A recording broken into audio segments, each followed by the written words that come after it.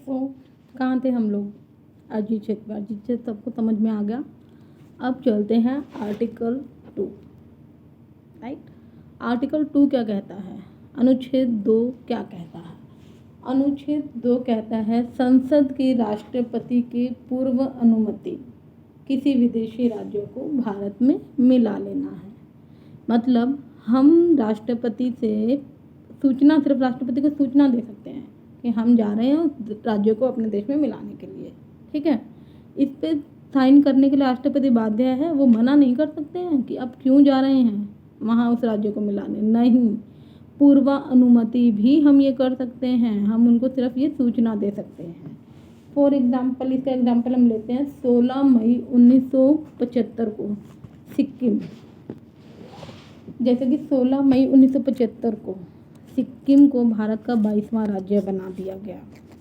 हालांकि उससे पहले 1974 में उसको पहले सह राज्य बनाया गया था कि हम उसको देखना चाहते हैं कि सिक्किम के लोग हमारे देश के जैसे ही रहना चाहते हैं, कहीं ऐसा तो ना बगावत कर दें उधर भाई चाइना से मिलकर या इधर किसी और देश के साथ मिलकर हम लोगों के साथ बगावत कर दें। नहीं, इसलिए पहले उसको सह राज्य की तरह देखा गया। उसको सह राज्य की तरह सब अधिकार दिए गए, जैसे सब हमारे राज्य देश की नीतियों को सपोर्ट करते हैं वैसे ही सिक्किम नीतियों। उसको देखने के बाद फिर हम लोगों ने 1975 में सिक्किम को 35वां, अपने संविधान में 35वां संशोधन करके सिक्किम को भारत का 22वां राज्य बना लिया गया। तो आर्टिकल 2 क्या कहता है कि दूसरे राज्य को अपने देश में मिलाना। क्या कहता है? विदेशी राज्य को भारत में मिलाना है। अब चलते हैं आर्टिकल 3 की ओर। अब पहले राज्य में तो उन्होंने बोल दिया कि भारत राज्यों का संघ है। ठीक, दूसरे में क्या बोल दिया कि हम संसद में राष्ट्र की पूर्व अनुमति के बिना किसी भी विदेशी राज्य को मिला सकते हैं। अब हम तीसरे में क्या बोल रहे हैं?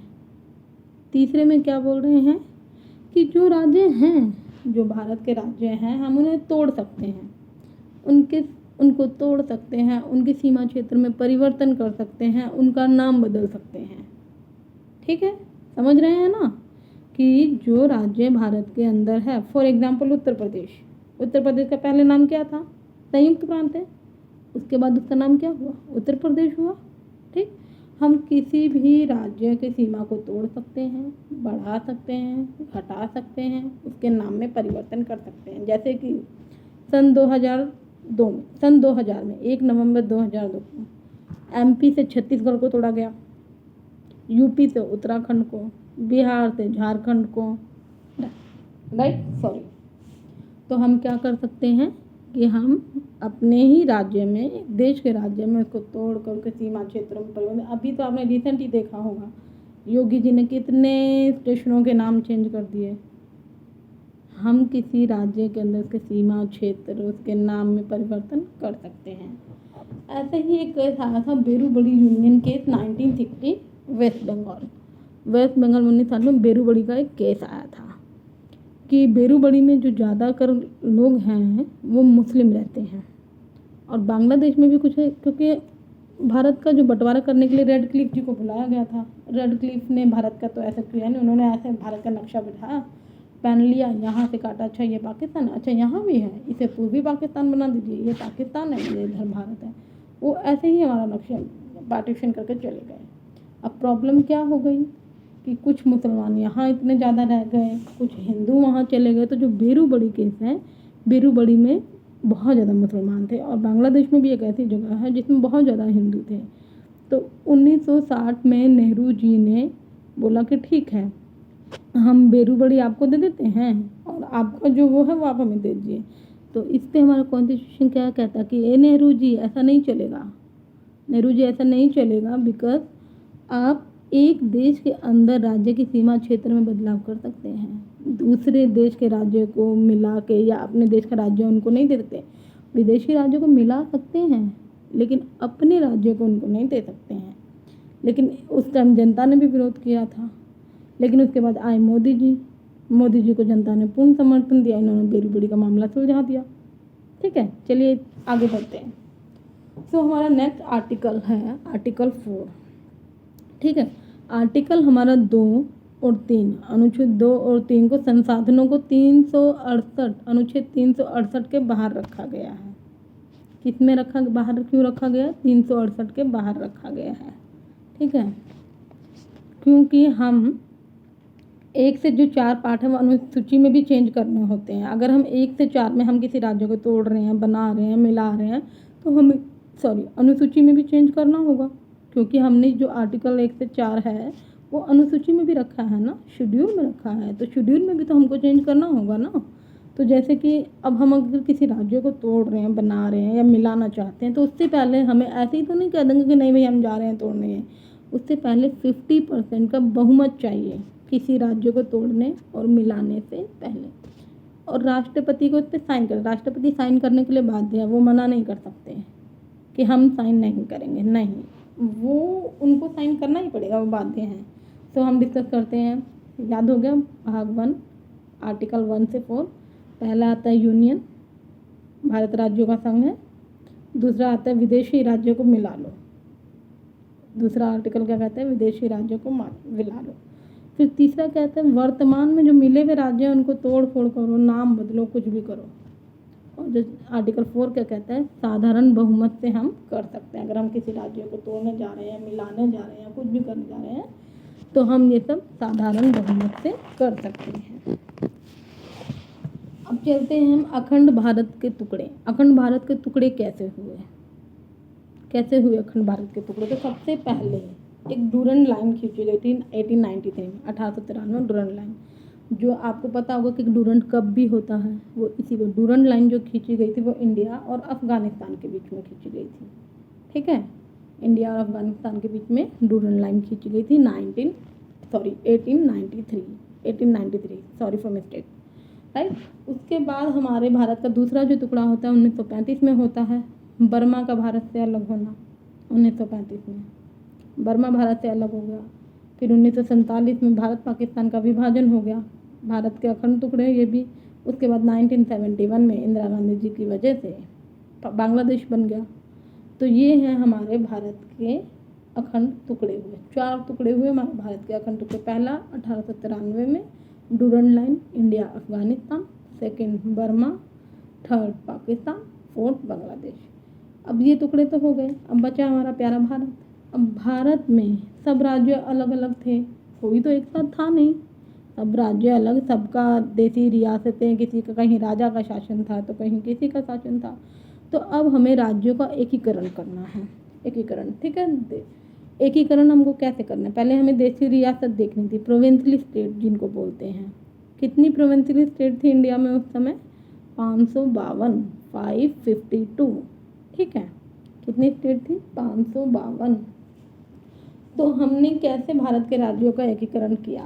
एकीकरण करने के लिए हमने एक कमेटी बैठाई, जिसमें सरदार वल्लभ भाई Patel, VP Menon and Mountbatten British वो थे मिनिस्टर। ठीक है, तो सरदार वल्लभ भाई पटेल जो मेनन थे, वीपी मेनन, उस टाइम के आईएएस ऑफिसर थे। सोचिए, उस समय के आईएएस ऑफिसर थे, तो ये सचिव थे। इन तीनों ने 522 जो हमारी देसी रियासतें थी इनको इंडिया में मिला लिया इन तीनों की सहायता से। लेकिन रह गए 3 स्टेट। हैदराबाद बोला हमको मिलना ही नहीं है, हमको अपना अलग राज्य बनाना है। हम बीच में से हैदराबाद कैसे अलग कर देंगे?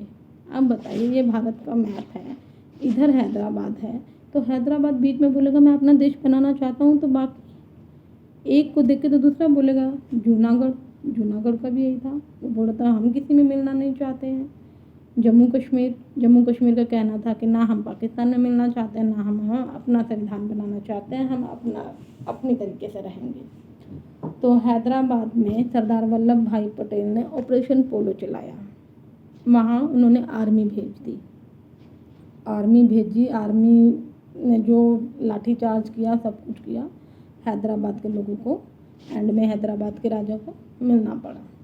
उसके बाद जूनागढ़ में जनमत इलेक्शन करा दिया कि भाई कौन इंडिया में रहना चाहता है, कौन पाकिस्तान में रहना चाहता है। जनमत संग्रह करा दिया, जनमत संग्रह कराया तो वहाँ पे वो इंडिया के पक्ष में आया, तो जूनागढ़ को ऐसे मिला लेगा। बचा JNK। इन तीनों की वजह से JNK में धारा 370 लगी गई। उन लोगों का अपना संविधान, अपना सब कुछ अलग हो गया। लेकिन इन्हीं तीनों की वजह से एकीकरण हो सका देशी रियासतों का। उसके बाद हमारा क्या आता है, एडमिनिस्ट्रेटिव डिवीज़न ऑफ इंडिया। प्रशासनिक तरीके से भारत कैसे अलग हुआ। ठीक है, भारत 1991 में 4 पार्टों में बांटा गया। 1951 में कितने पार्टों में बांटा गया, 4 पार्टों में, ABCD। पहला ब्रिटिश प्रोविंस, जो ब्रिटिश प्रांत थे वो 9 थे। प्रिंसली स्टेट, राजा महाराजा, जहाँ जिनका राजा महाराजाओं का शासन था, 9 स्टेट वो थे।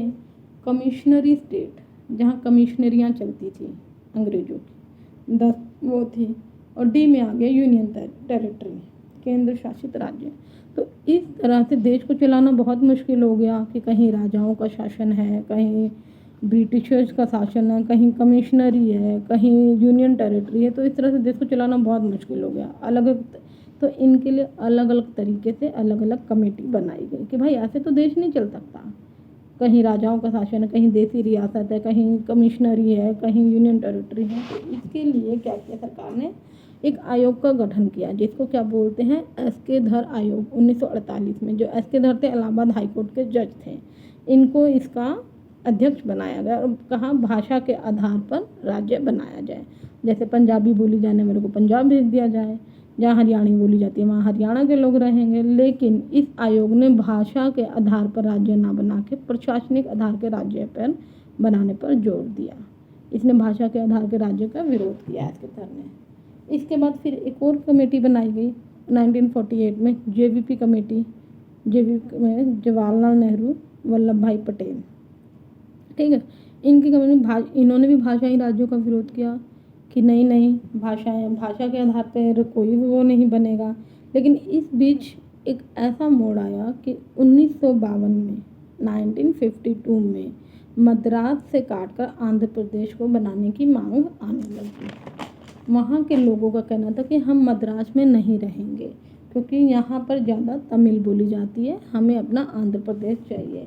तो इसका एकदम विरोध हुआ, एकदम विरोध किया गया। लेकिन उसी समय पोटी श्री रामल्लू नाम के व्यक्ति, पोटी श्री रामल्लू, इन्होंने भूख हड़ताल कर दी। 56 दिन की भूख हड़ताल पर थे ये। 56 दिन की भूख हड़ताल के अंतिम दिन इनकी मृत्यु हो गई, ये मर गए। अब ये मर गए तो एकदम हंगामा हो गया कि अरे हंगामा हो गया, एकदम देश में विरोध बढ़ने लगा। तो मजबूर होकर सरकार को 1 अक्टूबर 1953 को आंध्र प्रदेश पहला ही भाषाई राज्य बनाया गया। आंध्र प्रदेश पहला भाषाई राज्य बनाया गया मद्रास को तोड़कर बाहर में। इसके बाद और राज्य, अब कहते हैं ना कि एक को बना तो दूसरे लोग भी डिमांड करने लगे, दूसरे राज्य के हमें भी हमारी भाषा के आधार पर बनाया जाए, हमें भी हमारी भाषा के आधार पर। इसके बाद और राज्य भी भाषा के आधार पर डिमांड करने लगे कि हमें अलग कर दो। फिर एक आयोग और बनाया गया जिसे बोलते हैं फजल अली आयोग। इसमें 3 सदस्य थे फजल अली आयोग में, और इसका गठन 1953 में हुआ था। और इस आयोग ने अपनी रिपोर्ट 1956 में दी थी। इसने बोला कि भाषा के आधार पर राज्यों का गठन कर दिया जाए, कुछ गलत नहीं है। फजल अली आयोग ने बोला कि भाषा के आधार पर राज्यों का गठन कर दिया जाए, लेकिन ऐसा नहीं होना चाहिए कि अगर मद्रास है तो वहाँ पंजाबी जाके नहीं रह सकता, अगर पंजाब है तो वहाँ हरियाणवी जाके नहीं रह सकता, अगर पंजाब है तो वहाँ गुजराती जाके नहीं रह सकता। ऐसा नहीं होगा। कोई कहीं भी, सबको पूरी स्वतंत्रता है कि कोई कहीं भी जाकर ज़मीन खरीद कर रह सकता है, वहाँ बिजनेस कर सकता है, कुछ भी कर सकता है। तो इसके बाद इनकी ये बात ठीक लगी इस कमेटी की। तो इसके बाद 7th अमेंडमेंट किया गया, 7वां संशोधन किया गया हमारे संविधान में 1956 में, जिसके बाद 14 राज्य बनाए गए और 6 यूनियन टेरिटरी। ठीक है, कितने राज्य, 14 राज्य बनाए गए भाषा के आधार पर, ठीक, और 6 केंद्र शासित प्रदेश। इसके बाद हमारा जो पंजाब राज्य था ना, उसको क्या बोलते थे, पैप्सू मतलब Patiala and east Punjab state में, बहुत बड़ा था। इसको पंजाब राज्य का पुनर्गठन करने के लिए हमने शाह आयोग बनाया 1966 में। इसने पंजाब को बांटा, इसने शाह आयोग ने। इसने पंजाब को कैसे बांटा, इसने पंजाब के टुकड़े किए। हिमालय सबसे पहले जो लोग हिमालय की तरफ रहते थे उनका बना दिया हिमाचल प्रदेश। जो लोग हिमालय की तरफ रहते थे उनका बना दिया हिमाचल प्रदेश। जो लोग हिंदी बोलते थे उनका बना दिया हरियाणा। जो लोग पंजाबी बोलते थे उनका बना दिया पंजाब। और एक बना दी जहाँ पे हरियाणा पंजाब का दोनों था, वो बना the union territory Chandigarh. Now हमारे स्टेट कितने हैं? 28। और हमारी यूनियन टेरिटरी कितनी है? 8। ठीक। सो हमारा पार्ट 1 कंप्लीट हुआ। अनुच्छेद 1 से 4 भाग 1 कंप्लीट हुआ। किसी को कुछ भी डाउट हो, कोई प्रॉब्लम हो तो आप कमेंट सेक्शन में मैसेज कर सकते हैं।